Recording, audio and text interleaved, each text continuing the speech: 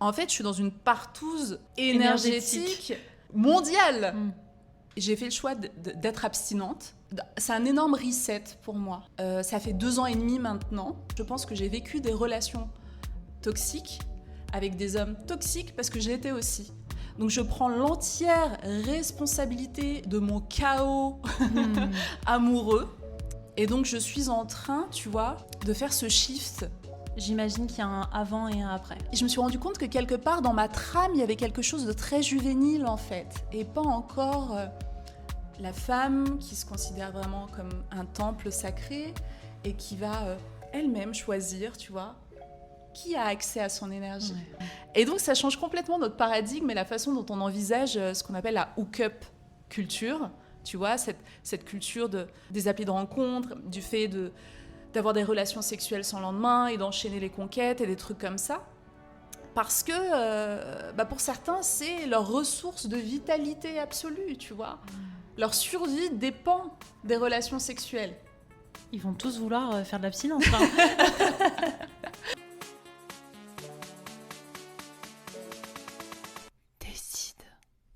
Bonjour et bienvenue dans ce nouvel épisode sur Décide. Aujourd'hui, j'ai l'honneur et la joie, mais alors vraiment, de recevoir Amel Zaïd, que j'ai rejoint à Bangkok, dans son QG. Ouais. Je suis trop contente. On est dans mon condo à Bangkok et je suis trop contente qu'on fasse cette interview ensemble, Joy. Donc vous avez la vue un petit peu sur Bangkok, on espère que vous apprécierez. En tout cas, je vais te présenter tout de même, parce que tout le monde ne te connaît pas, tout le monde n'est pas aussi fan que moi de ton travail. Donc Amel, elle est journaliste, elle est auteure principalement du livre, parce que je crois qu'il y en a un deuxième qui arrive, on peut le dire. Oui, il y en a un deuxième en cours d'écriture. Ouais. Donc incarner une spiritualité badass. Et pour la petite anecdote, l'année dernière, au même mois, ma grand-mère lisait ce livre en Thaïlande. Ah, j'adore, c'est trop beau. Et elle me disait, mais ça veut dire quoi, badass? Il y avait des traductions dans le livre qu'il fallait que je fasse. Tu es également la créatrice de Mon Bis Aligné. Oui. Et du fabuleux podcast Spiritualista. Ouais, ça c'est mon bébé qui a 6 ans. Mais c'est pas tout, parce que tu es aussi entrepreneur. Tu es une femme incroyable, impertinente, par ta vertu de l'impertinence, mais aussi parce que tu as participé aux impertinentes à mon événement. Et puis, moi, j'avais envie de communiquer sur tout ce que tu as exploré, parce que pour moi, tu es une exploratrice. Au-delà d'être une femme entrepreneur qui crée des choses, tu expérimentes pour comprendre, pour vivre, pour ressentir. Et du coup, première question, évidemment, c'est quoi pour toi la définition de la sexualité? On commence très fort. Alors déjà, c'est intéressant parce que tu parles du côté exploratrice. Je pense que je suis à fond dans mon archétype de la femme sagittaire, tu vois. Et je pense que la sexualité passe par l'exploration. Ce qui se passe, c'est que bien souvent, on est issu d'un formatage, qui soit social, qui soit même le soft power. Moi, je me suis rendu compte récemment que toutes les séries que je regardais quand j'étais adolescente ont totalement conditionné mon rapport au couple, à l'amour et à la sexualité. Donc j'ai vraiment ce sentiment profond qu'en tant que femme, dans notre expérience de la sexualité, on revient vraiment à nos fondamentaux, à ce qui fait qu'on fusionne avec nos désirs, nos envies, notre corps, qu'on lâche prise aussi sur plein de choses et qu'on peut vraiment explorer la sexualité en étant nous-mêmes à 100%, passer 30, 35, voire 40, 45 en réalité. Donc c'est vraiment c'est un parcours initiatique, le parcours autour de la sexualité, parce que ça demande beaucoup d'amour pour soi, de connexion. Moi, dans mon prisme, la sexualité, elle est profondément spirituelle, sacrée. Ouais. C'est un chemin d'expansion vers sa pleine conscience, vers sa créativité. On aura l'occasion d'en parler dans l'interview. Mais voilà, la sexualité, je pense qu'on y arrive avec la maturité, la vraie exploration de ce que c'est. Sinon, on expérimente l'acte sexuel et pas la sexualité. Ouais, je pense qu'on est vraiment dans quelque chose d'assez biaisé où nos désirs ne nous appartiennent même pas, en fait. C'est juste des projections de ce qu'on nous a programmé à croire, en fait. Tu vois ? Toi, dans ton expérience, j'imagine qu'il y a un avant et un après. Totalement. C'est quoi le avant et c'est Bah, quoi je le suis après? dedans, en fait. C'est-à-dire que moi, là, le pont de changement de paradigme, j'ai fait le choix d'être abstinente. Ça fait 2 ans et demi maintenant. Et donc, je suis en train, tu vois, de faire ce shift. C'est un énorme reset pour moi. Parce que je sentais qu'à un moment donné, j'avais besoin de casser ma programmation, de couper net, d'être hyper radicale. Et vu que j'ai cette approche aussi profondément spirituelle et énergétique de la spiritualité, je savais que dans ma trame, dans tous les ex, tous les hommes, je suis hétérosexuelle, donc avec tous les hommes avec lesquels j'ai pu avoir des relations sexuelles, en fait, je sentais qu'il y avait eu des échanges énergétiques. On peut appeler ça des contrats karmiques, des contrats d'âme, peu importe, ça a plein de couleurs, les mots sont très différents, mais je sentais qu'il y avait ces fils tissés entre eux et moi, qui étaient toujours actifs. Et au travers de la thérapie, du développement personnel, j'ai aussi capté que mon schéma d'origine de ce qu'est l'amour était totalement toxique, littéralement. Donc je l'assume parfaitement. Je pense que j'ai vécu des relations toxiques avec des hommes toxiques parce que j'ai été aussi. Donc je prends l'entière responsabilité de mon chaos amoureux. Mais ce qui est génial dans la vie, c'est qu'on peut totalement transcender tout ça, apprendre de nos patterns limitants, de tout ce qui était erroné dans notre programmation, de penser que l'amour, c'est le contrôle, c'est la séduction, c'est la sensualité, la sexualité, un truc très vampiré-là en réalité, ouais. Où très souvent, on a envie d'aller jusqu'à l'acte sexuel pour sceller quelque chose, tu vois. Et il y a même ce truc où nous, au travers de notre organe féminin, on est un peu comme des pompes en fait, on aspire. Donc il y a vraiment un truc un peu la succube de Babylone quand on va chercher très loin, tu vois, dans la vision archétypale. Et ça, c'est pas de l'amour, c'est de la prédation en fait. Et donc cette période d'abstinence, dans mon schéma, tu vois, dans ma timeline, me permet de me réinventer. Et au travers de ces 2 ans et demi, je me suis énormément documentée, que ce soit sur le tantrisme, sur le taoïsme. Je sais que toi aussi, tu as suivi les partages, les enseignements du maître Mantak Chia, qui envisage vraiment le corps humain comme une technologie énergétique. On a cette capacité de transmuter notre énergie sexuelle, qui n'a rien à voir avec la sexualité. C'est une énergie vitale, en fait. C'est une énergie brute. Et de l'utiliser pour notre créativité, pour notre beauté, pour notre glow, pour rester jeune, pour rester en forme. Et donc voilà, ces 2 années et demie sont vraiment teintées de connaissances, de science, d'expérimentation. Et c'est d'ailleurs pour ça qu'en partie, je vis en Thaïlande, parce qu'il y a des retraites ici, mais très souvent, hyper intéressantes sur la compréhension de la sexualité sur le plan spirituel, énergétique. Voilà. Est-ce que dans cette abstinence, on peut dire que tu es passée par différentes étapes ? Parce que moi, je suis à beaucoup moins de temps que toi et je me rends compte que c'est comme un sevrage. Ouais. Est-ce que ça a fait pareil pour toi ? Oui. Alors déjà, je vais répondre à une question qui, à chaque fois que j'évoque cette question de l'abstinence, c'est « mais la masturbation et du coup… » Alors, j'y réponds. La masturbation, c'est quelque chose que je garde, en fait. Surtout que j'ai redécouvert. Je connaissais déjà l'œuf de Yoni il y a 8 ans. Et là, au travers des enseignements de Mantak Chia, du coup, j'en ai racheté à Tao Garden. Et donc voilà, ça permet de rester connecté à sa sensualité, à son plaisir, à son désir aussi, et à faire les exercices de respiration aussi, de transmutation de son énergie sexuelle. Transmuter, qu'on retrouve dans le mot transporter, c'est-à-dire remettre en mouvement, muter, mutation, voilà, changer d'état en fait. Et donc on a besoin quand même de garder ce training personnel pour continuer d'avancer dans ce parcours athlétique qu'est la sexualité. Et j'ai envie de dire que peut-être on peut préciser que la masturbation, c'est pas aussi ce qu'on nous a vendu. Ouais.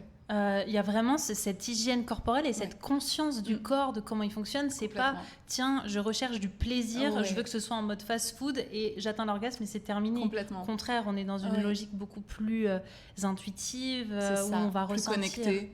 Ça devient même, j'ai même envie de créer ça, comme il y a des méditations guidées, une masturbation guidée. Totalement. Parce que c'est très très puissant dans ce qu'on appelle la manifestation, le fait de rendre réel nos projets, nos envies, nos désirs. Je sais que moi j'utilise énormément ça depuis 2 ans et demi et ça fonctionne vraiment bien. Donc voilà, c'est un onglet qui est ouvert dans mon ordinateur, tu vois, comme beaucoup d'autres, mais c'est quelque chose que je créerai bientôt. Ouais, il y a beaucoup d'étapes. En fait, il faut savoir qu'au départ, quand je me suis... En fait, ça vient pas de moi. C'est pas moi qui, à un moment donné, je me suis dit, ah oui, tiens, abstinence. Ok. En fait, c'est quelque chose qui s'est installé naturellement. J'ai compris que pour pouvoir avancer sur ce sujet-là, j'avais besoin d'une mise en retrait, d'une mise en repos. C'était suite à une relation qui s'est arrêtée ou c'est toi qui as dit Oui. En plus, c'est marrant, c'était à Copenhague. C'était vraiment un amoureux de vacances, tu vois. C'était vraiment génial et tout. C'était vraiment super bien passé. Et je me suis rendu compte que...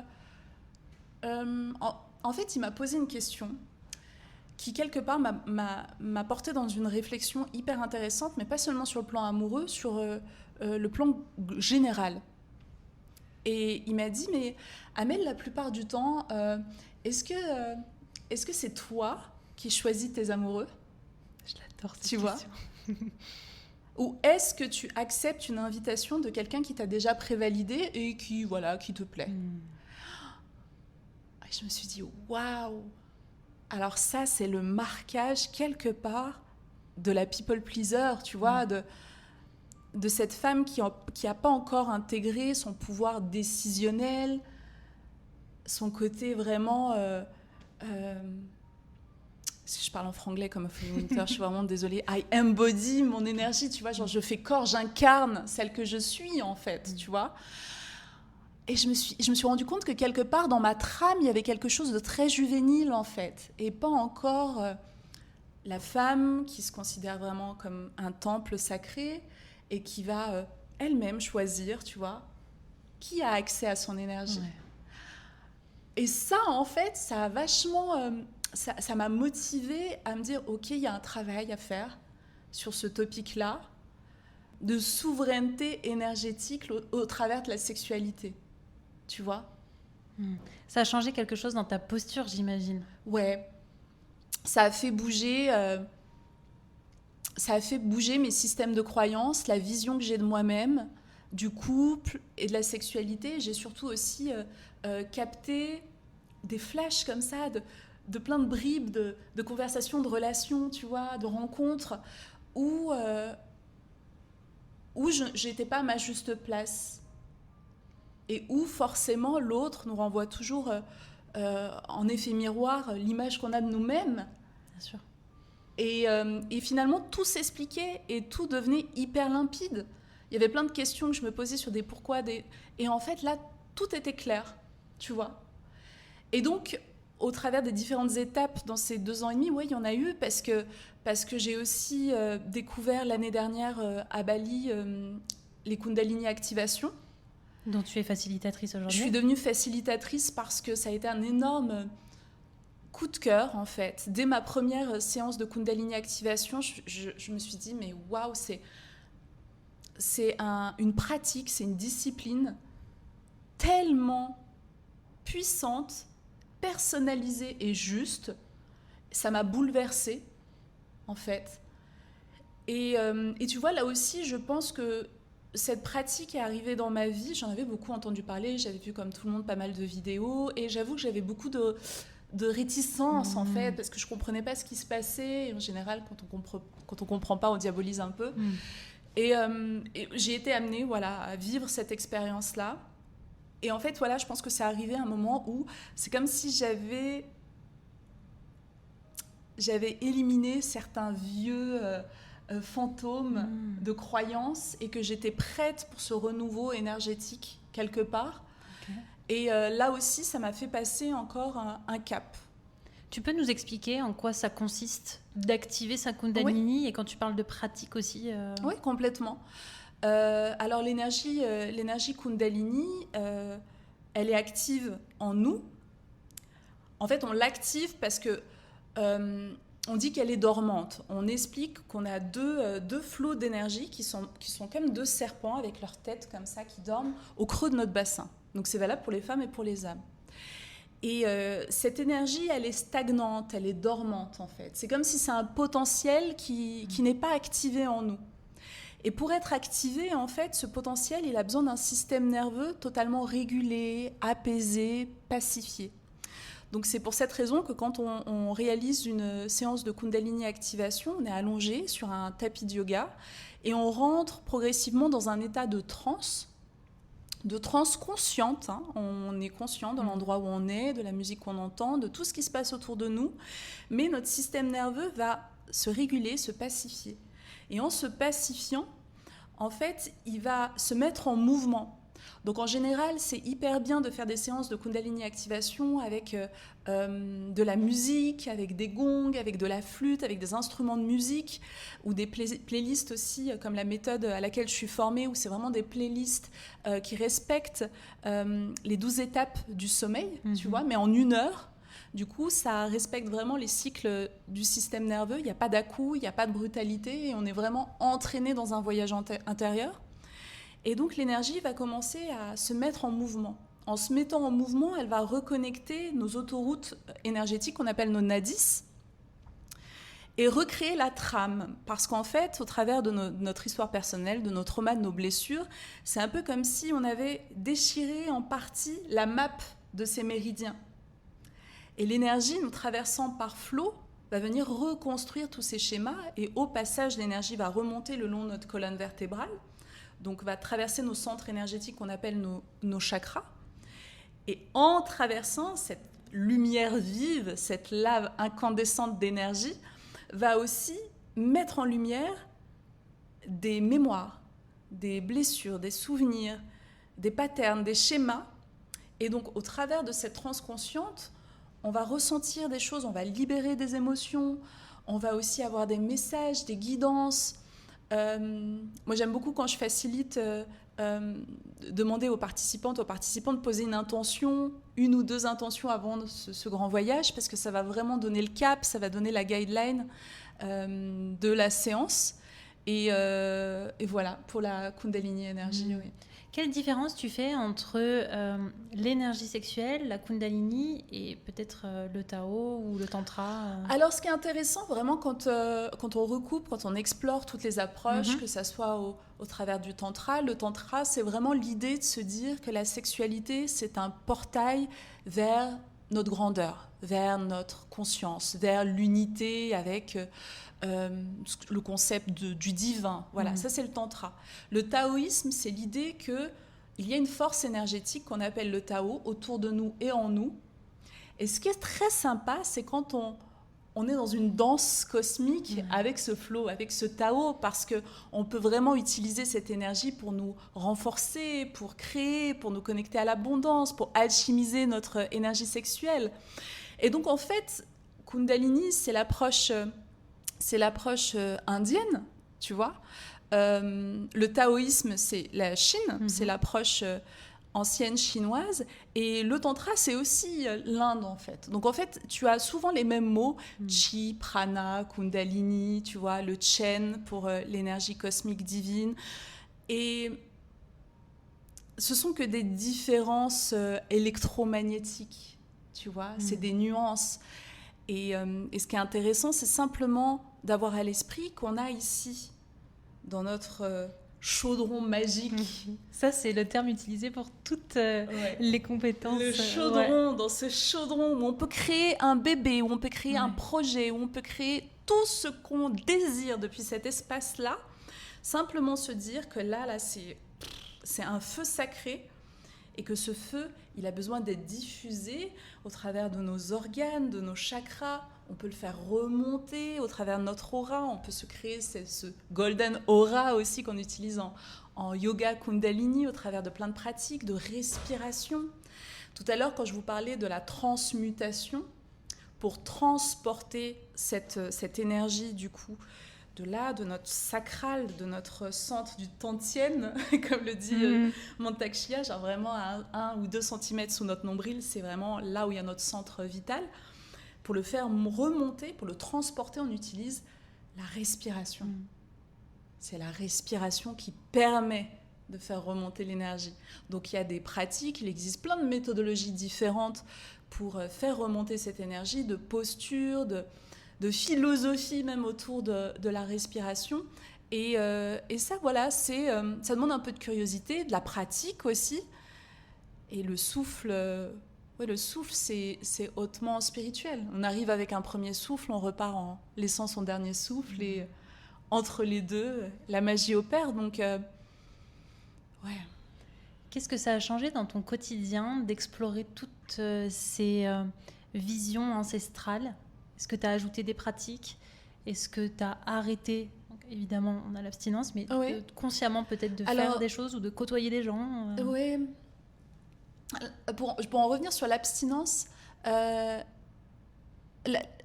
l'abstinence aussi, c'est intéressant. C'est pour ça que ça fait 2 ans et demi et j'y suis encore dedans. Et tu vas écrire un livre dessus, j'espère. Je me posais la question ce matin, tu vois, quand je pensais à notre rendez-vous, parce que vraiment, c'est très riche d'enseignements. Et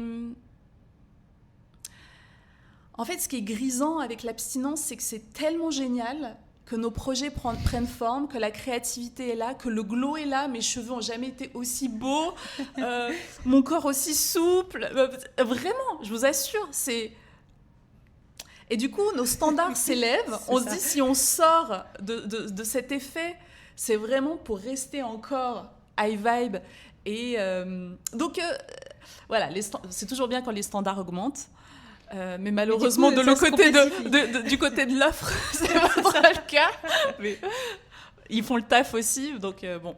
Mais à un moment donné, ça va se. Voilà, c'est ça. Mais je pense que voilà, on attire ce que l'on est. J'ai toujours grand espoir sur ça. Et mon prénom, en plus, Amel en arabe, ça veut dire espoir. Donc c'est marqué.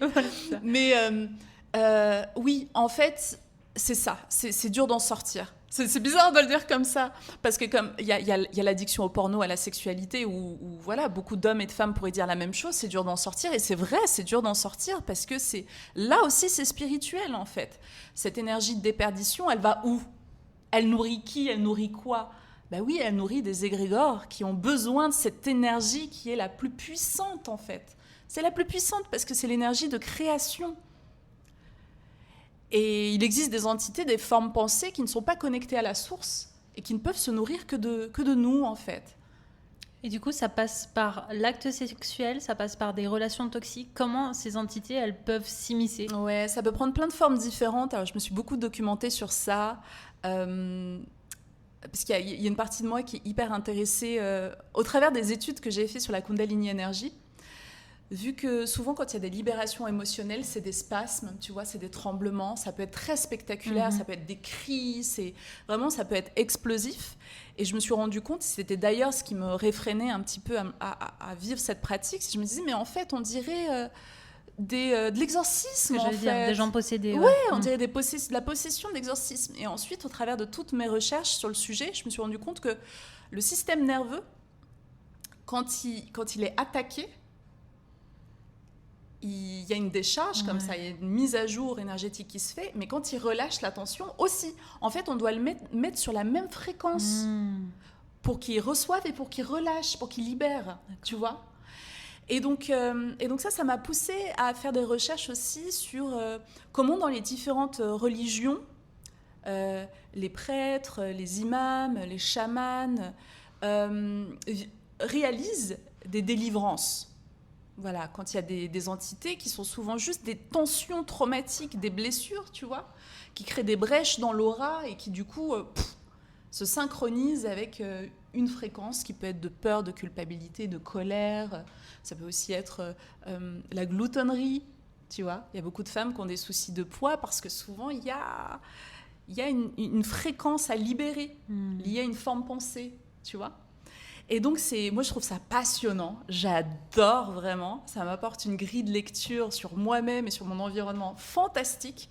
Et donc, je me suis intéressée à ça et j'ai découvert que, par exemple, autour des prêtres qui font les libérations dans le christianisme, il y a des terminologies autour de ce qu'on appelle les démons, les formes pensées liées à la sexualité. Ok. Donc, il y a beaucoup d'échanges énergétiques sur le plan spirituel qui se font au travers de la sexualité. Il y a, j'en ai parlé tout à l'heure en rigolant un petit peu, le concept des succubes. Les succubes, les incubes, donc c'est des entités féminines et masculines qui se nourrissent, qui s'abreuvent et qui vident leur hôte, donc les personnes qu'elles ont interférées au travers de l'énergie, au travers des relations sexuelles. Donc certaines personnes peuvent être porteuses, tu vois, de cette forme d'entité. Donc c'est terrible parce que ça nous vide progressivement de notre fluide énergétique, de notre chance, de notre baraka. Et c'est aussi ce qu'on peut appeler les voleurs d'étoiles. Tu vois, disons que chacun a un capital chance, un capital abondance. Et certains en ont plus que d'autres. Et au travers de ces entités, certaines consciences ont la possibilité de voir. C'est un peu comme dans un jeu vidéo. C'est comme si toi, tu as une étoile qui brille au-dessus de ta tête. Et genre, on se rencontre en boîte et c'est toi que je vais venir draguer. Et j'ai du désir pour toi, mais pas parce que t'es belle, pas parce que t'es sexy et sensuelle. Non, parce que j'ai vu ce truc qui brille là et je le veux. Tu vois ? Et donc, ça change complètement notre paradigme et la façon dont on envisage ce qu'on appelle la hook-up culture. Tu vois, cette culture des applis de rencontre, du fait d'avoir des relations sexuelles sans lendemain et d'enchaîner les conquêtes et des trucs comme ça. Parce que pour certains, c'est leur ressource de vitalité absolue, tu vois. Leur survie dépend des relations sexuelles. Et donc, ça aussi, ça donne envie de rester. De couper un peu et de se dire ok, très bien. Je n'ai pas peur parce que l'idée, c'est pas d'avoir peur, c'est juste l'idée. Ce qui est intéressant, c'est de choper la connaissance, l'enseignement, d'être au courant, tu vois. Est-ce que ça veut dire que toi, au moins, on pourrait être des voleurs d'étoiles ou pas ? Non. Là, intuitivement, je pense pas. Je pense, comme j'ai expliqué tout à l'heure, que sur le côté psycho-émotionnel, il y a ce côté prédation, tu vois. Okay. Au travers de ma sexualité, j'essaye de t'acheter, tu vois, de t'avoir. Donc au travers du plaisir. On peut les reconnaître comme ça.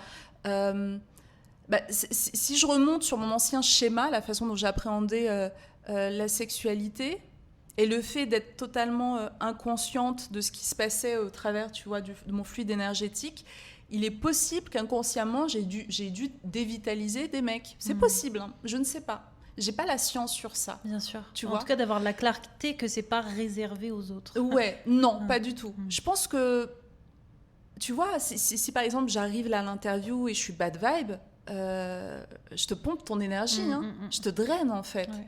Donc en fait, là, le sujet c'est l'énergie sexuelle, mais je pense que c'est valable pour tout en fait. Après, au travers de ces informations-là, j'ai pu comprendre vraiment en discutant avec beaucoup de filles et de femmes et en mettant vraiment sur la table nos relations et comment on les envisageait, comment ça s'était passé. Et comment les gens se comportent avant, pendant et après l'acte aussi. On a beaucoup d'informations sur ça. Il y a un phénomène aussi génial que vous connaissez, c'est quand une femme ou un homme glow up après une relation. Mais c'est évident, tous les signes sont là. Pourquoi ? Mais parce qu'il ou elle récupère son énergie vitale. Voilà, son électromagnétisme se resynchronise finalement à tous ses corps. Enfin, il n'y a plus la vampirisation extérieure ou l'échange énergétique qui, à un moment donné, crée du parasitage, tu vois, sur la ligne. Ouais, comme si on mettait un couvercle sur cette énergie qui va être bridée sans qu'on en ait conscience. Ouais. Je te fais faire une courte pause dans ton épisode pour te parler de l'Académie Maison Close, cet espace que j'ai créé pour les femmes entrepreneurs qui ont envie d'aller explorer leurs plaisirs, leurs désirs et toutes leurs facettes intimes pour les mettre au service de leur vie et de leur business. Si tu as envie de commencer à plonger dans mon univers, je te propose de prendre un temps entre toi et moi pendant un décryptage érotique. C'est une visio qu'on fait toutes les deux pour savoir qu'est-ce qui serait à ton service là, maintenant. Parce que je pense que tu le sais, la sexualité et l'entrepreneuriat, c'est vraiment les deux faces d'une même pièce. Ce sont les deux endroits où tu te fous à poil, où tu oses, où tu tentes, où tu te plantes. Et il est temps de prendre ce temps pour savoir qu'est-ce qui te ferait vraiment du bien. Je te mets toutes les infos sur le QR code et dans la description de l'épisode et on se retrouve là-bas. Toi, ça a eu quel impact justement sur ta façon de créer, à la fois sur ta créativité et ta création à proprement dit en tant qu'entrepreneur? Une grande clarté mentale, beaucoup moins de temps pour prendre des décisions hyper, qui demandent normalement beaucoup de courage et d'analyse. Et là, en fait, tu es connecté vraiment à ton intuition. Tu es vraiment connecté, tu vois, à ta conscience intérieure, en fait, à ton cœur, en fait. Et du coup, là où il y a les résistances, les peurs, les blocages, là, ça vibre plus. Donc, du coup, ça prend le pas. La créativité, c'est indéniable. La mise en action est beaucoup plus simple et facile, en fait. Il y a vraiment ce canal entre le monde des idées, du subtil et l'incarnation, l'accouchement, en fait, tu vois, des projets, qui est beaucoup plus simple. Une confiance en soi, je le ressens dans ma façon d'être, de faire, tu vois. Le sujet qu'on abordait tout à l'heure sur est-ce que tu choisis ou est-ce que... ça a totalement changé, en fait. J'ai plus aucun souci à voir quelqu'un et à dire bonjour, je m'appelle Amel. Qu'est-ce que tu fais là, tu vois? Genre vraiment, en regardant les gens dans les yeux, avec cette assurance, avec la confiance, avec, tu vois. Et à l'inverse, à décliner ceux qui viendraient te chercher mais là, qui t'es pas intéressé. Ah non, mais là, c'est implacable. Mais encore plus, c'est-à-dire que quand les standards augmentent, en fait, tu te rends compte qu'il y avait beaucoup de choses qui étaient des red flags, mais fluo, hein, du rouge fluo, vraiment néon. Ouais, qui clignote et tout. Et tu disais, oh mais non, mais c'est pas grave, je lui laisse sa chance. Non, mais maintenant, c'est hyper important. La semaine dernière, j'avais un date. C'est lui qui choisit le lieu. Moi, j'adore faire des petits déj. Enfin, un café ensemble. Il y a des endroits super ici. J'aime bien. J'aime bien voir les gens quand il fait jour. Boum, le matin, j'adore l'énergie. Donc, moi, c'est des cafés. Et donc, je suis sous la clim qui est beaucoup trop forte dans cet endroit-là. Et il a 20 minutes de retard. 25 minutes de retard. Entre-temps, j'ai commandé mon cappuccino et j'ai terminé. Et je lui dis, écoute, je viens de finir mon cappuccino, je vais vaquer à mes occupations. Le dimanche, c'est vraiment le jour où j'ai beaucoup de choses à faire. Je suis désolée, au revoir. Boum. Je n'ai même pas dit je suis désolée, j'ai dit je pars.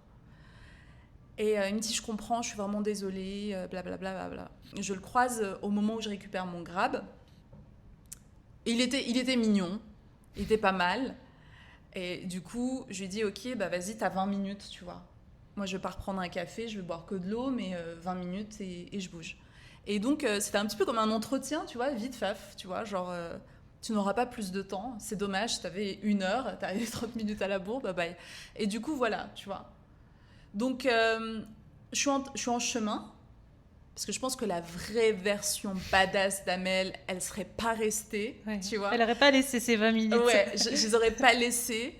C'est la version qui arrive. Voilà. Je vais accoucher de cette prochaine version. C'est bien, on voit l'évolution comme ça. On voit l'évolution, on y arrive petit pas par petit pas. Il y a quelque chose de très intéressant que j'entends, c'est concernant justement cette énergie d'action. Il y a un peu un truc, je vais peut-être en faire un combat à un moment donné sur énergie féminine, énergie masculine, où on nous vendrait l'idée que pour être une femme dans sa pleine puissance, il faut simplement être dans son flow, dans le recevoir, et pas trop dans l'action, sinon on irait trop dans le yang. Et du coup, j'aimerais avoir ton regard là-dessus. Qu'est-ce que tu mets derrière ces fameux mots, énergie féminine et masculine? J'ai beaucoup réfléchi à ce sujet et merci de me poser cette question. Alors, j'ai un esprit très analytique et si on se positionne sous le tantra et le taoïsme, surtout le taoïsme, l'énergie de notre environnement, on est dans une dimension de matière, on est dans un corps de matière, on est encore sous gouvernance du patriarcat. Donc, c'est tellement yang autour de nous, c'est tellement yang, que si tu restes profondément dans ton énergie yin, tu ne peux pas créer, en fait. Tu vas pas pouvoir manifester.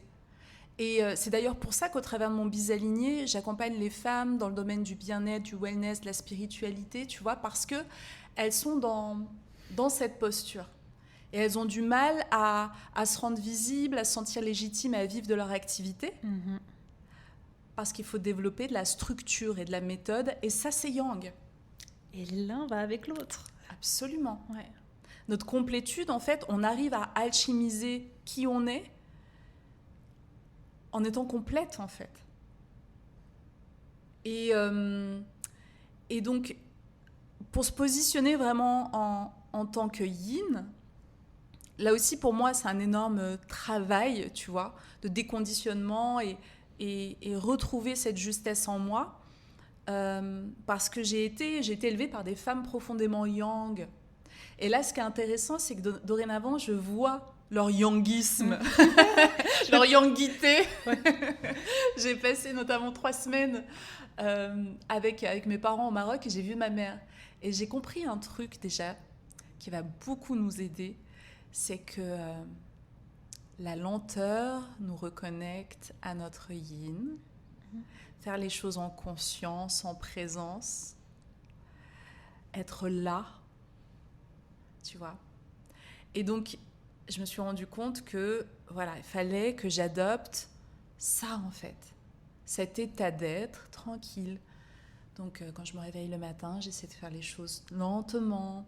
Quand je me coiffe, quand je me lave. Parce que je me suis rendu compte que je faisais tout vite.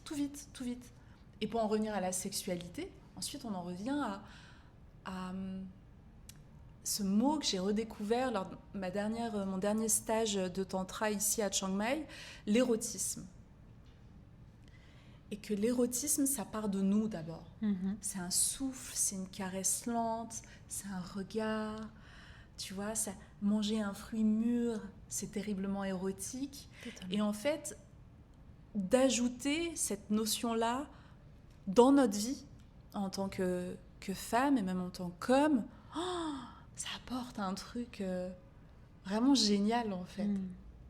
Excitant, j'ai même envie de dire. Ouais, sensuel, paradisiaque, euphorique, tu vois, pur, brutal. Qui nous reconnecte à cette vie si simple, en fait. Exactement. Revenir à l'essentiel, tu vois. Ouais.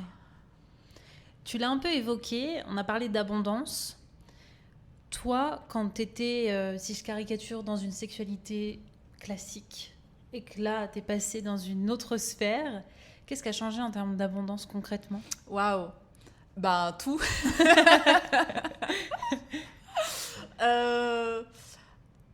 Concrètement, en fait, tout est corrélé.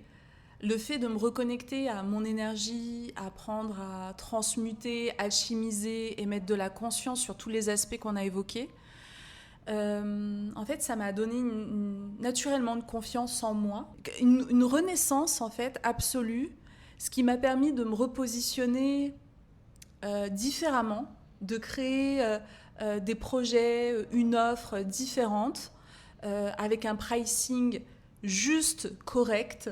Tu vois, parce que quand ton énergie vitale est petite, tu n'as pas de légitimité et tu te retrouves stuck, emprisonné dans le mini-prix ou le gratuit. C'est lié, hein. Plus ton aura devient grande, plus tu prends conscience de ta grandeur et tu comprends aussi que tu es au service de quelque chose de tellement plus grand que toi, tu vois. Et ça t'ouvre des champs dans ta créativité, dans ta façon de canaliser des connaissances. Tu as aussi cette force en toi où tu as la possibilité, dans ton amplitude aurique, de soutenir encore mieux d'autres personnes, tu vois. Tu es en capacité de te rendre responsable, tu vois, de l'avancée, de la réussite d'autres personnes. Chose que tu ne peux pas, en fait, déployer quand ton aura est toute petite. C'est comme une toute petite flamme, tu vois. Et là, ça devient un feu incandescent. Et l'énergie d'argent, l'énergie d'abondance, de prospérité, aime la vie, en fait. Aime la créativité, le feu, le courage, la clarté, la prise de risque, parce que justement, tu sens que tu es connecté à un champ beaucoup plus grand que toi. Et donc, forcément, tu retrouves ça dans ta capacité à générer de l'argent, de l'abondance, tu vois. Pour être hyper simple, on va dire que en 2 ans, mes revenus ont été multipliés par 7, voire 8, tu vois. Et je sais que c'est lié. Ils vont tous vouloir faire de l'abstinence. Et je sais que c'est lié à tout ce travail d'alchimie, tu vois, autour de l'énergie sexuelle. Bien sûr. Oui, parce qu'au-delà de l'abstinence, j'ai quand même envie de dire qu'il y a beaucoup de pratiques derrière, beaucoup de choses que tu conscientises, que tu nettoies, que tu traverses. C'est pas juste tu fais un stage et hop, c'est bon, non, boum, c'est réglé. Ouais, c'est vraiment de la mise en... Encore. Ouais, encore, voilà, faut incarner, tu vois. Carner, c'est la viande, tu vois, en espagnol. C'est dans ton corps, c'est dans ta chair. Et il y a même, tu vois, pour aller plus loin sur ce topic, sur le corps et la chair, le massage Karsai, le massage Chinei Tsang, des organes. Donc ça, c'est des massages, vraiment, c'est la médecine traditionnelle chinoise. Et à Tao Garden, si vous voulez un petit peu googler l'établissement, le lieu, l'espace sacré créé par Mantak Chia dans le nord de la Thaïlande, côté de Chiang Mai, il a une clinique privée dans son domaine où il y a des praticiens qu'il a lui-même formés à des massages énergétiques, mais incroyables. Mais tu sais que quand il te touche, tu sens l'électricité au bout des doigts, en fait. C'est dingue. Et donc, il y a un massage qui est le massage Chinei Tsang. Alors ça, c'est un massage du ventre, mais profond, où on va masser les organes et on fait circuler l'énergie. C'est incroyablement puissant. Et il y a un autre massage que j'ai testé à 2 reprises qui s'appelle le massage Karsai, K-A-R-S-A-I. Et là, c'est un massage des organes sexuels. Oui. Alors ça, d'abord, on commence par l'extérieur. Donc, c'est les praticiennes, c'est vraiment des tatas thaïlandaises. Tu vois, des bonnes mamans, tu vois. C'est leur mission, c'est carrément ça, en fait. C'est de pincer des testicules et de libérer les femmes, en fait. Tu vois, elles sont incroyables. Est-ce qu'il y a utilisation d'œufs ou de baguettes de yoni ? Alors, non. Okay. Là, c'est seulement avec les doigts, avec les mains, tu vois. Et donc, c'est d'abord extérieur et ensuite, c'est intérieur. Et extérieur en 360. C'est un peu comme si elle va t'écraser les ovaires en externe et en interne pour vraiment les avoir en 360. C'est incroyable, incroyablement douloureux, vraiment. Beaucoup de libération, d'émotions, de flashs, de moments, tu vois. L'énergie Kundalini, tu vois, était réactivée. C'est comme si à chaque fois qu'elle relâchait une douleur, elle rallumait la lumière dans une zone, en fait. Incroyable. Tu vois, comme si le circuit électrique, boum, se remettait en route. Et vous n'êtes pas sans savoir que, voilà, on est interconnecté à la mémoire de toute notre lignée sur le plan énergétique et karmique. Donc, c'est un peu comme si je libérais des choses qui ne m'appartenaient pas aussi, tu vois, mais qui étaient présentes. C'est-à-dire que l'empreinte énergétique était là. Et j'ai vraiment hâte d'y retourner pour poursuivre, tu vois, ce travail de libération. Parce que là aussi, je sais que ça a permis d'avancer dans mon besoin, mon envie, tu vois, de reset. Ouais. Là, on arrivait sur le corps, tu vois. Parce qu'il y a eu le mental, il y a eu les idées, il y a eu les schémas, il y a eu, tu vois, à un moment donné, on en revient au corps. Qu'est-ce que tu préconises justement pour remettre déjà de la conscience dans notre sexualité ? Je pense que si on est en couple, d'en discuter avec son partenaire, d'ouvrir la conversation, tu vois, de se poser la question, est-ce qu'on peut amener cette connexion, ce lien, ce jeu sexuel dans une autre dimension ensemble ? Est-ce que c'est quelque chose qui te donne envie ? Est-ce que tu t'aimerais qu'on explore de nouvelles pratiques ensemble ou de nouveaux jeux, tu vois ? Est-ce que ça te dirait qu'on fasse un stage, une retraite, sur un week-end ensemble, juste pour voir ce que ça peut nous ouvrir comme porte ? Je pense que ça c'est déjà bien. Je pense que la discussion, la lecture pour commencer, la discussion, c'est des bons points. Et si on est solo, vraiment, vous connaissez mon parcours maintenant, je dirais, vous n'êtes pas obligé de faire des mois et des années comme moi. Moi, je suis extrême. Mon élément, c'est feu, je suis un signe de feu. C'est mon job d'aller au bout des choses et de vous rapporter la substance. Mais vous pouvez totalement faire 1 mois, 2 mois, sachant que pour les femmes et les hommes, c'est pas pareil parce que c'est la rétention. Tout à l'heure, quand je parlais du sujet de la masturbation, c'est quelque chose c'est une porte ouverte pour la femme. Elle peut préserver son énergie vitale tout en se masturbant au travers de l'abstinence, mais pas l'homme. L'homme, il y a des périodes de rétention qui sont importantes. Et là, pour le coup, même la masturbation, elle doit être mise de côté. Tout à fait. Donc, je dirais, pour quelqu'un qui n'est pas en couple, de faire ce moment de reconnexion à soi. Voilà. Ce temps off que vous allez vraiment, vraiment paramétrer dans votre imaginaire et dans votre conscience comme il y aura définitivement un avant et un après ce moment off. Et poser sur papier, vraiment poser tout ce dont vous ressentez le besoin de vous libérer. Les gens, vos ex à qui vous avez envie de dire adieu, c'est voilà, je coupe énergétiquement, j'arrête d'aller regarder tes stories à la une, j'arrête d'utiliser mon compte fantôme pour aller voir si tu as une nouvelle meuf, j'arrête en fait. Et vraiment, ça demande de l'engagement, du courage de créer ce momentum. Et sur une autre page, qu'est-ce que vous avez envie d'attirer, de manifester dans votre vie qui sera en lien, en adéquation avec votre nouveau fluide, votre nouvelle énergie? Qu'est-ce que vous avez envie d'explorer? Quelle direction vous avez envie de donner à votre vie sexuelle? Quelle découverte vous avez envie de faire? Il y a une question qui est géniale aussi, c'est si vous aviez le courage, qu'est-ce que vous feriez vraiment?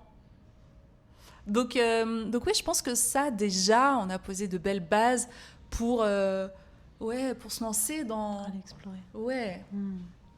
T'en as parlé quand même pas mal, mais j'aime bien poser la question à chacun. Si tu devais résumer en quoi la sexualité influence notre manière d'entreprendre, tu dirais quoi? C'est intimement connecté. C'est lié. Mais à un point, je pense que on ignore encore. En fait, si on lâche prise dans l'acte sexuel, si on est soi-même complètement, tu vois, je pense qu'on peut développer des projets incroyables. Du coup, tu m'emmènes sur une autre voie. Je sais que tu en as parlé avec Anne-Claire, que j'ai reçue aussi sur Décide et qui est sur Spiritualista.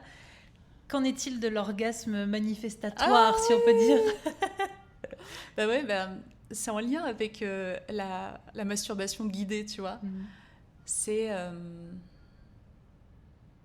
En fait, l'orgasme, c'est une porte qui s'ouvre, un champ des possibles qui s'ouvre et qui nous connecte au tout, au champ de la création.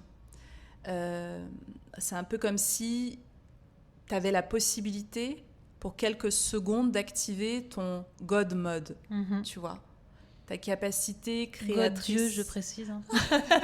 Qui est pas de malentendu. C'est drôle, ça va être un super produit dérivé. On va le prototyper. Ah ouais, c'est ça. Tu peux atteindre le point de manifestation suprême du divin. Et donc, c'est le moment parfait pour envoyer une image mentale, tu vois. Clac, t'envoies une projection, t'envoies une information. D'un souhait, d'un désir. Un souhait, un désir. Donc imaginez si le couple envoie au même moment. Et là, c'est le Big Bang. C'est extraordinaire ce qui se passe. Et j'ai autour de moi des couples conscients. Oui, ça fonctionne, ça marche. Et on est d'accord que là, on parle d'un orgasme qui a été aussi... Alors, j'ai envie de dire travaillé, mais on met de la nuance sur ce mot. Déconstruit, dans le sens où on n'est plus dans une recherche d'explosion, mais plutôt dans une recherche de vague. Ouais. Et là, ça change tout. Ouais, c'est ça. En fait, la sexualité consciente, elle tourne plus autour du désir et du plaisir. Ils sont toujours là, hein. Ça n'empêche pas qu'ils sont toujours présents, en fait. Mais on est dans une quête d'un bliss point, tu vois, un moment extatique, puissant, à deux. Comme si on était dans une méditation en action, un moment où les deux partenaires vont fusionner avec l'infini. Et c'est magnifique parce que c'est des moments où les corps physiques fusionnent en fait. Quand on est grande pratiquante de méditation, souvent, moi j'adore méditer avec les mains comme ça, posées ici. Et je sais que j'ai atteint les bonnes ondes cérébrales quand je ne sens plus la différence entre mes deux mains, en fait. Quand mes deux mains deviennent une boule, un tout, en fait, tu vois. Et ben c'est exactement la même chose quand on atteint vraiment l'état extatique à deux, la fusion des corps, où on fond avec le tout. Et c'est là où le taoïsme est extraordinaire, parce qu'on devient la force, on devient le chi total. Et ça, c'est magnifique. Et donc, la conscientisation orgasmique qui émane de ce point-là est forcément hyper puissante. Imaginez, c'est comme si tu fais partie du tout, tu es dans la trame. Donc, tu as la possibilité, tu deviens une force qui peut encoder la trame. Tu vois, tu es une force créatrice pure. Il n'y a plus le parasitage du mental, il n'y a plus les peurs, il n'y a plus les blocs. Tout est coupé. Il n'y a pas le barrage du corps physique. Tu fais partie de la trame, en fait. Tu es cette parcelle activée de la conscience du tout, qu'on peut appeler Dieu, qu'on peut appeler l'akasha, le champ akashique. Tu es un maillon de la chaîne. Là, je rentre d'un mois à Copenhague et je vois à quel point cette ouverture sur toutes ces connaissances qu'on vient d'évoquer peut aussi avoir des limites. Donc, c'est quoi les critères pour se rendre compte qu'on est plus dans une fuite énergétique que dans une récupération de son pouvoir? Ouais, c'est une bête de question, Joy, et c'est carrément un chapitre dans mon prochain livre. Okay. Parce que je me suis rendu compte que, justement, faut toujours rester hyper éveillé sur tout ce qui se passe, surtout dans les sphères spirituelles, où il y a des personnes qui émotionnellement sont parfois un petit peu fragiles, qui sont dans des quêtes d'absolu, mais en même temps dans de la grande dépendance affective. Il y a des hommes, il y a des femmes qui en profitent. Donc, c'est important. C'est difficile, hein, parce que ça peut vite devenir, tu sais, un enlisement Totalement. Sectaire, en fait, tu vois, qui arrive petit à petit. Et j'ai vraiment discuté avec beaucoup de jeunes filles qui sont installées à Copenhague, qui font des stages de yoga et qui en même temps sont initiées au tantra et qui sont amoureuses du gourou, qui en même temps six autres meufs et qui leur parlent de polyamour et que machin, et que c'est ça, il m'appartient pas, et nanana, parce que sinon c'est mon ego et machin. C'est terrible. Elles sont dans un sac de nœuds de bullshit, tu vois. Mais elles sont très loin de leur famille, tu vois, elles sont déconnectées, donc elles sont totalement sous emprise, en fait. La solution pour ça, c'est épineux, hein. Parce que là, pour le coup, dans le profil de ces jeunes filles, c'est la jeunesse, en fait. Tu vois, c'est l'immaturité, c'est le fait de ne pas avoir fait de thérapie, de développement personnel pour soigner, apaiser, guérir les failles système, tu vois. Bien sûr. Et les prédateurs utilisent les failles système. Surtout tu as vu, on parlait tout à l'heure de l'énergie sexuelle qui est la plus puissante. Là, pour eux, c'est un vivier extraordinaire, tu vois. T'as accès à tout, c'est ouvert. Je pense que là, au point où on en est, c'est simplement en parler, en fait. Peut-être que cet épisode, il peut aussi servir, tu vois, lancer l'alerte sur ces points-là. Que oui, l'exploration du champ des possibles de notre énergie sexuelle, c'est fantastique. Et oui, Ça permet d'ouvrir le champ sur tous les sujets qu'on a évoqués, la créativité, la santé. Bon, c'est un sujet épineux en France, parce que tu peux pas trop en parler, mais c'est une dinguerie. C'est extraordinaire. Tu rajeunis, tu as plus de vitalité, créativité, abondance. Oui, transmuter l'énergie sexuelle permet tout ça. Mais il y a aussi en parallèle, comme tout, il y a des dérives. Le paradoxe. Ouais, il y a des dérives. Et je pense que ça, on le retrouve dans tout, tu vois. On le retrouve dans plein. Tu vois, par exemple, quand je suis allée faire ma retraite d'ayahuasca au Pérou, moi, j'y allais toujours dans cet élan d'exploration, de conscientisation, de reconnexion à explorer la conscience, tu vois. Et comment on peut vivre une expansion de conscience au travers de ce breuvage ancestral et sacré. Et en même temps, oui, il y a des gens qui sont totalement accros aux substances psychotropes et qui se retrouvent là-bas que pour vivre des expériences comme ça et rester perchés, en fait. Donc, tu vois, c'est comme tout. On est dans un monde duel de polarisation. Il n'y a rien qui est absolument tout blanc et il n'y a rien qui est absolument tout noir. Alors, du coup, je vais poser ma question autrement. Quels sont, pour toi, les points qui nous montrent qu'on est perché ? Trop perché, j'ai envie de dire. Ouais, bah ça,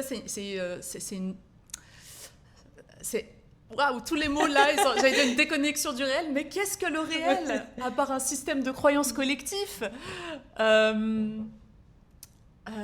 ça, c'est des questions, waouh. C'est des questions à 1 million. Trop perché. Je dirais, pour être hyper, tu vois, je me reconnecte à mon cerveau de la raison.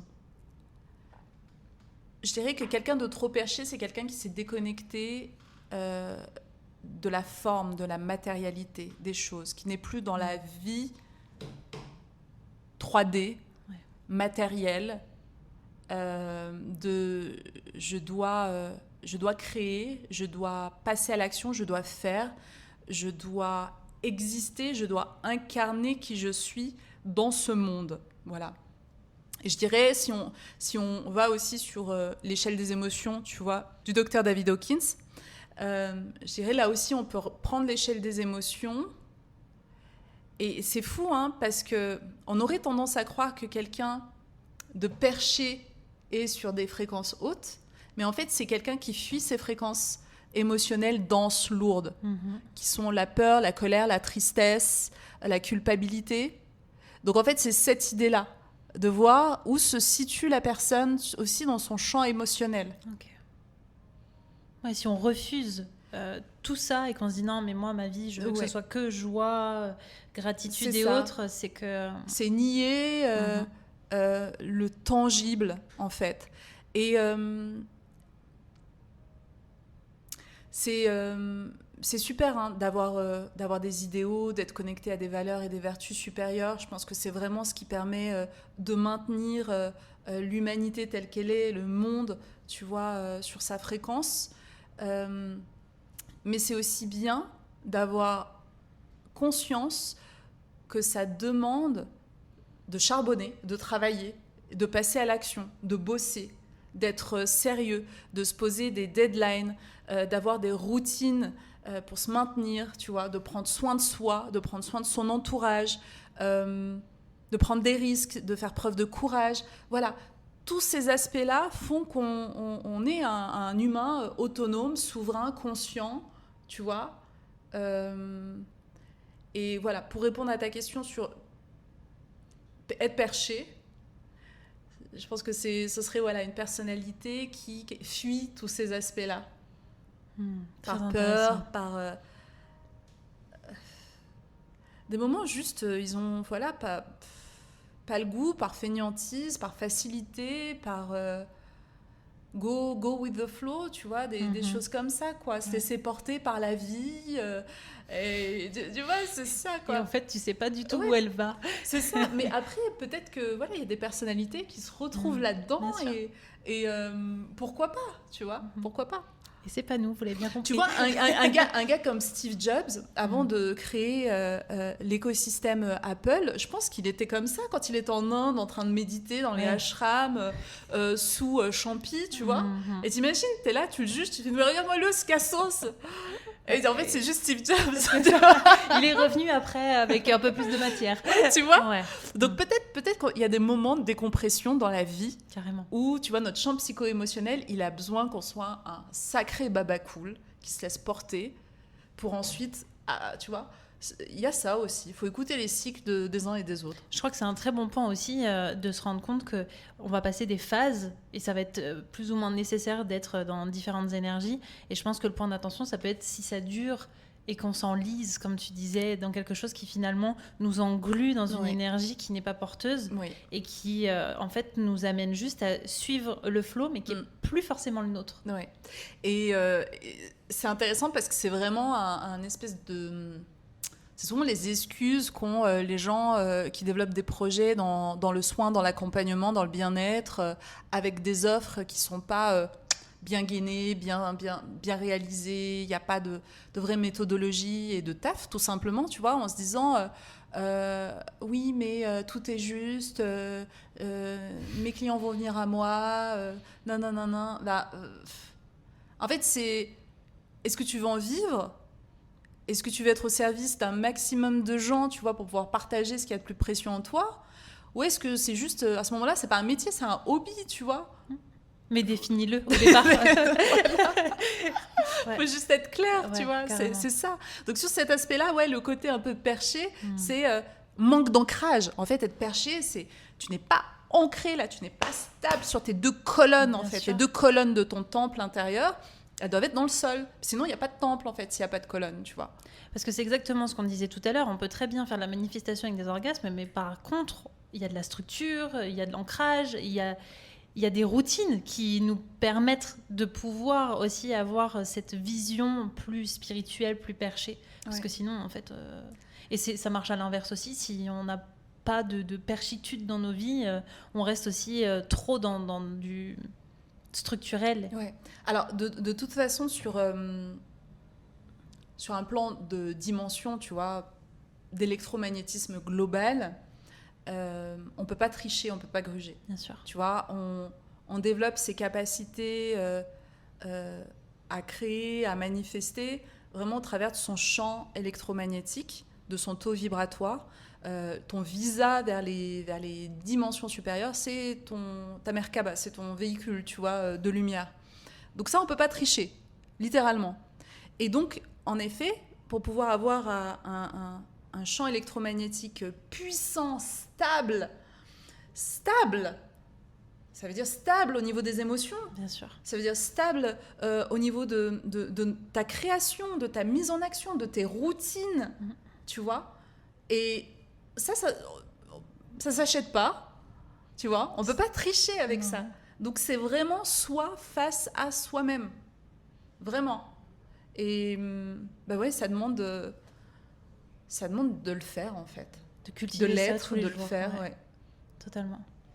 J'aime bien dans chacun des épisodes poser des mots et que tu me dises ce que ça t'évoque. Alors tu peux me dire un mot, une phrase, un paragraphe, c'est toi qui vois en fonction de ce qui vient. Ok. Le premier, c'est red flag.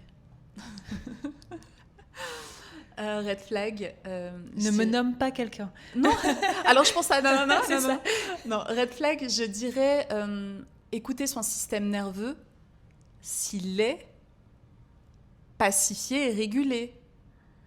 Parce que s'il n'est pas pacifié ou régulé, on peut prendre quelque chose d'anodin comme un red flag aussi. Ça marche aussi à l'inverse. Et du coup, passer à côté d'une bonne rencontre. Comme quelque chose qui nous demanderait un petit peu du fil à retordre. Et donc, on se dirait, tiens, ça c'est un red flag, j'en veux pas. Exactement. Donc là aussi, il faut mettre de la nuance, tu vois. Les applications de rencontres. J'en utilise, moi, perso. Je dirais que c'est divertissant. Ça permet de... Moi, j'utilise vraiment ça un peu comme du test and learn. Tu vois, c'est un peu comme si, ok, ma fréquence a évolué. ok, avec quel type de profil je match. Là, par exemple, en arrivant ici, j'adore. Alors, l'aquarium dating ici, the dating pool, à Bangkok, c'est hyper intéressant parce qu'il y a vraiment d'autres types de personnalités. Il y a des start-upers, il y a des gens qui passent 15 jours ici, 15 jours en Californie. J'ai rencontré un gars qui pilote des hélicoptères et qui m'a invité à faire une balade en hélico. En fait, c'est hyper vivifiant, nouveau et très intéressant. Ils sont très providers. Voilà, c'est des gentlemen. Ils choisissent un très bon resto gastronomique. Ils viennent te chercher. Enfin, c'est super cool. Ça fait du bien, en fait. Donc ça, c'est intéressant en test and learn, les applications, pour discuter, pour voir, je leur dis assez rapidement que je suis dans une période d'abstinence. Et pourquoi ? Pour voir, pour jauger, en fait. Résultat de l'étude qualitative, je vous apprends rien en vous disant que la plupart du temps, les hommes sur les applis veulent Ken. Et donc, du coup, c'est ça passe ou ça casse direct. Mais c'est cool, parce que j'aime bien voir leur réaction. Et moi-même, tu vois, être à l'aise avec ça. Donc voilà, pour les applications de rencontres, c'est intéressant. J'ai beaucoup d'amis qui se sont mariés, ils se sont rencontrés sur les applis de rencontres. Il y a de tout. Il y a à boire et à manger, en fait. C'est un buffet garni. Choisissez ce que vous voulez. Voilà. Le body positivisme. Ah, ok, ça c'est épineux. Ça c'est épineux parce que justement, en prenant conscience à quel point on est connecté à notre corps, à nos glandes, à nos organes.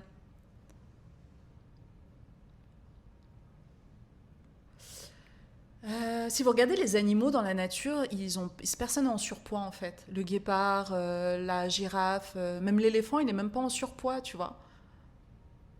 Parce qu'ils sont connectés à la vie. Ils sont connectés justement aux champs électromagnétiques en eux et autour d'eux. Nous, on est la seule espèce à partir en vrille sur le plan de l'anatomie du corps, tu vois. Totalement. Voilà. Le polyamour. Ah, ça... Alors ça, c'est vraiment un système dans lequel je ne serais pas du tout à l'aise, mais alors pas du tout. Et encore plus, tu vois, avec ma conscience des énergies en circulation, en mouvement. Et moi, je sais que j'ai besoin d'être en couple avec quelqu'un qui mélange pas son champ sexuel avec d'autres, parce que après, c'est exponentiel. Tu vois, c'est-à-dire qu'il est avec une autre fille, qui est aussi avec d'autres gars, et aussi avec d'autres filles. Ça veut dire que moi, quand je fais l'amour avec mon masculin, en fait, je suis dans une partouze énergétique mondiale. Et c'est pas possible. Je ne peux pas me permettre ce luxe, en fait, énergétiquement. Ok. Ouais. Si c'est un polyamour plus cadré, où tu connais la personne en face, avec les partenaires qu'il peut avoir, ça change la donne. Le seul poly que je connais, c'est la politesse. Restons polis, mais pas polyamoureux. Non, franchement, j'y arriverai pas. Ok. Ouais. La sexualité sacrée. Ouais, évidemment. Bah oui. Moi, je pars du principe que tout est sacré. Cette interview, elle est sacrée. Tu vois, ce moment, il est sacré. Tout est sacré. Mon jean est sacré. C'est vrai. Tout, tu vois. Moi, je suis dans cette dimension-là. Dans mon monde, dans ma réalité, je fais en sorte que de mettre de la conscience dans chaque chose pour élever, pour être portée en fait par un champ qui va aussi me permettre, tu vois, de développer encore plus ses capacités, ses aptitudes. Ça ne veut pas dire que je le suis tout le temps en fait. Tu vois, il y a plein de moments où boum. Mais en revanche, le gap, les moments de descente, tu les sens tout de suite. Parce qu'en fait, tu t'es positionné sur quelque chose de « Ok, that's nice », tu vois. C'est chouette, ça a du sens, c'est conscient, c'est profond. C'est ce que j'aime, en fait. Mais oui, je peux aussi être low vibe, totalement low vibe, être détestable, être méchante. Et c'est aussi ok, tu vois. C'est parce que ça aussi, c'est sacré, en fait. Exactement. La colère, elle est sacrée. La jalousie, elle est sacrée. Tu vois. C'est le sens qu'on met derrière. Ouais. aussi. La santé sexuelle. C'est quoi? Dis-moi. La santé sexuelle. Qu'est-ce que tu mets derrière? Je dirais avoir des relations saines ou des relations qui guérissent, qui font du bien, qui réconfortent, qui régulent, qui mettent en joie. Ouais, je pense à ça. Je pense à une sexualité médicament, tu vois, sur tous les plans, tu vois. Ok. Et j'ai envie de dire, on termine par ton mot. Je te mon mot. te l'attribue. La spiritualité. La spiritualité, ouais, bah c'est tout ce qu'on est en fait. C'est justement, je pense que c'est la spiritualité qui permet de sacraliser toute chose. Parce que quand tu commences à voir le monde avec les lunettes, tu vois, de l'énergie, de l'aura, des couleurs, du chant, bah ça change tout en fait. Ouais, ça change tout. Ça permet d'avoir une lecture, de mon point de vue, qui est beaucoup plus proche de la vérité. Je vois. Ce podcast s'appelle Décide. Du coup, j'ai envie de te demander qu'est-ce que tu décides pour continuer à avoir une sexualité épanouissante et à entreprendre avec audace. C'est un gros statement. Hein. Je décide de bientôt mettre fin à mon abstinence. On va refaire un épisode du coup sur le après. Je ne sais pas encore avec qui, ni où, ni comment. Mais ouais, je sens que j'arrive à la fin d'un cycle et que je suis prête pour ouvrir le nouveau livre, tu vois, le nouveau champ des possibles. Justement, j'allais te poser la question, qu'est-ce qui te ferait passer à cette rupture d'abstinence? Une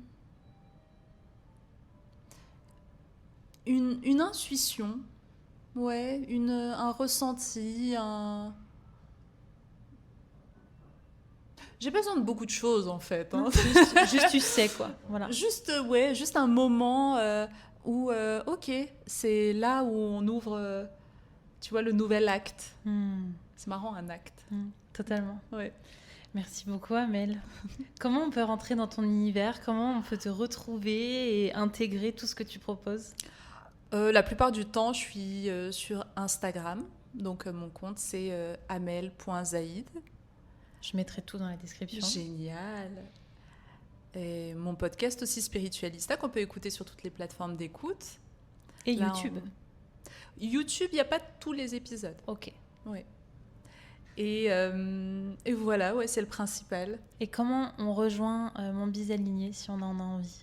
Alors, pour rejoindre Mon Bise Aligné, vous pouvez soit m'envoyer un DM directement sur Instagram, ou vous allez voir, il y a un lien dans ma bio avec un lien Calendly.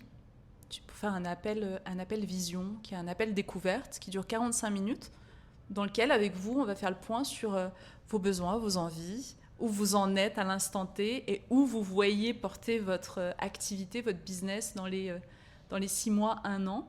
Et en même temps, je vous présente Mon Bise Aligné pour voir si c'est perfect match, comme sur les applis de rencontre. Et on voit ça ensemble. Merci beaucoup. Il y a énormément de choses qu'on peut se saisir et explorer. Cool. Donc, merci infiniment pour ton temps. Si cet épisode, évidemment, vous a plu, n'hésitez pas, comme d'habitude, à commenter, partager, mettre une note de 5 étoiles et puis de l'envoyer à ces femmes, ces hommes qui ont envie aussi d'explorer la sexualité sous un nouvel angle, et même à votre mec ou votre meuf en disant tiens, on a dit que ça serait cool de commencer par en parler, donc ou à votre ex en lui disant hé,